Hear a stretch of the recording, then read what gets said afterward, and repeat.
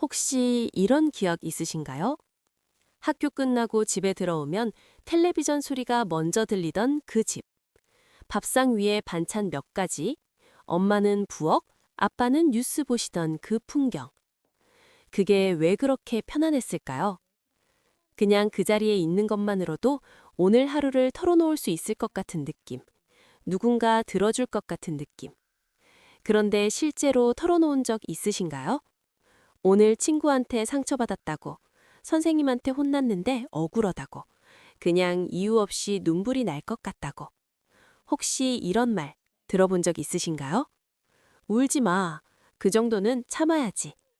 그게 뭐 힘든 거라고 그래. 그 말을 들은 순간 우리는 아무 말도 하지 못했습니다. 그래서 우리는 지금도 감정을 숨깁니다. 이상하지 않나요? 세상이 이렇게 많이 바뀌었는데 감정을 표현해도 괜찮다는 말이 당연해진 시대가 왔는데 그런데 우리는 여전히 힘들어도 나는 괜찮아 라고 말합니다. 누군가 요즘 어때요? 라고 물으면 습관처럼 웃으며 대답합니다. 그냥 좀 바빠요. 진짜 대답은 목 어딘가에서 멈춥니다. 이게 단순히 성격 때문일까요? 아닙니다. 오늘 그 이유를 심리학으로 풀어드리겠습니다. 우리는 굉장히 이상한 세대입니다. 감정을 표현하면 안 된다고 배웠는데 감정을 표현해야 한다는 세상에서 살고 있는 세대. 참는 게 미덕이라고 배웠는데 참으면 병이 된다는 말을 듣는 세대. 부모님처럼 살기는 싫은데 자신도 모르게 부모님처럼 살고 있는 세대. 두 세계 사이 어딘가에 끼어 있는 겁니다. 그 간극이 우리가 무너지는 자리입니다. 첫 번째 이유, 보상 심리입니다. 어릴 때 받지 못했던 것을 어른이 되어 채우려는 심리. 인정받지 못하고 자란 아이는 어른이 되어서도 끊임없이 인정을 갈구합니다. 직장에서 과도하게 일하고 관계에서 자신을 지나치게 낮추고 소셜미디어의 좋아요 숫자에 흔들립니다. 이게 단순히 욕심이 많아서가 아닙니다. 어릴 때 채워지지 않은 구멍이 어른이 돼서도 계속 비어 있는 겁니다. 잘했다 한마디를 제때 듣지 못한 아이는 온 세상이 그 말을 해줘야 겨우 자신이 괜찮다는 느낌을 받습니다. 그래서 지치도록 일합니다. 그래서 싫어도 거절하지 못합니다. 그래서 내가 진짜 원하는 게 뭔지 모른 채로 살아갑니다. 두 번째 이유, 롤모델 단절입니다. 우리 부모님 세대는 생존이 목표였습니다. 먹고 사는 문제, 집 마련, 자식 교육, 그 앞에 감정이라는 건 사치였습니다. 그러니 우리에게 가르쳐 줄 수가 없었습니다. 부모님이 서로 갈등이 생겼을 때 어떻게 대화로 풀어가는지, 힘든 일이 있을 때 어떻게 도움을 요청하는지, 실패했을 때 자신을 어떻게 다독이는지, 우리는 그걸 본 적이 없습니다. 본 적이 없으니 당연히 할 줄 모르는 겁니다. 이건 여러분이 미성숙한 게 아닙니다. 배운 적이 없는 걸 모르는 건 당연한 일입니다. 자, 여기서 비유를 하나 드리겠습니다.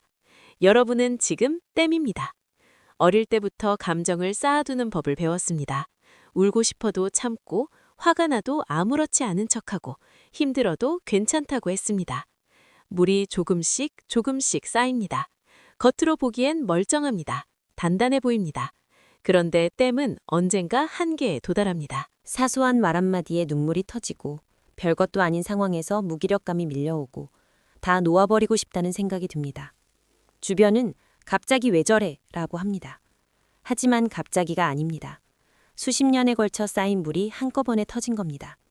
문제는 댐 자체가 나쁜 게 아닙니다. 물이 조금씩 흘러나갈 수문이 없었던 겁니다. 아무도 그 수문 만드는 법을 알려주지 않았으니까요. 그런데 여기서 중요한 반전이 하나 있습니다. 부모님은 여러분을 사랑했습니다.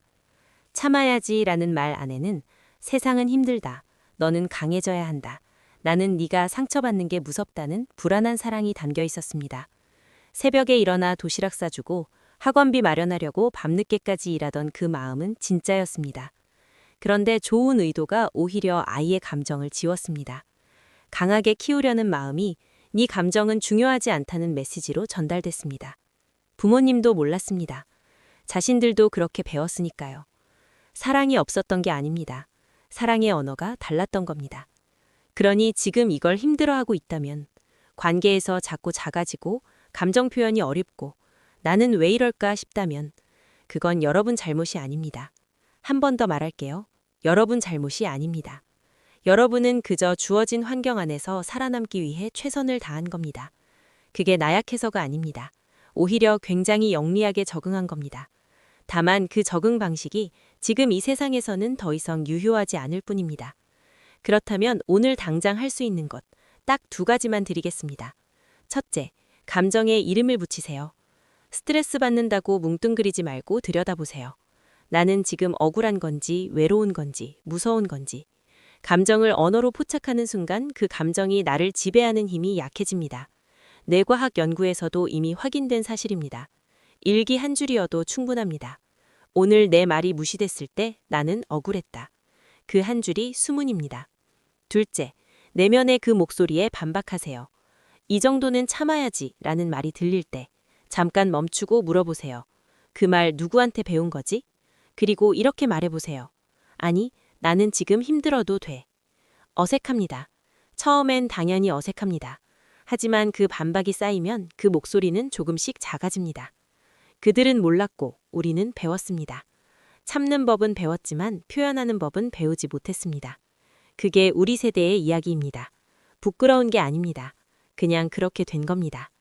그리고 지금 이 영상을 보고 있다는 건 달라지고 싶다는 뜻입니다. 그 마음 하나면 충분합니다. 당신은 지금 잘하고 있습니다. 어릴 때 가장 많이 들었던 말, 딱 하나만 댓글에 적어주세요. 그 말이 지금도 남아있나요? 여러분의 한 줄이 이 영상을 보는 누군가에게 나만 그런 게 아니구나 라는 위로가 될 겁니다. 우리는 생각보다 훨씬 비슷한 아픔을 가지고 살아왔으니까요. 오늘도 봐주셔서 감사합니다.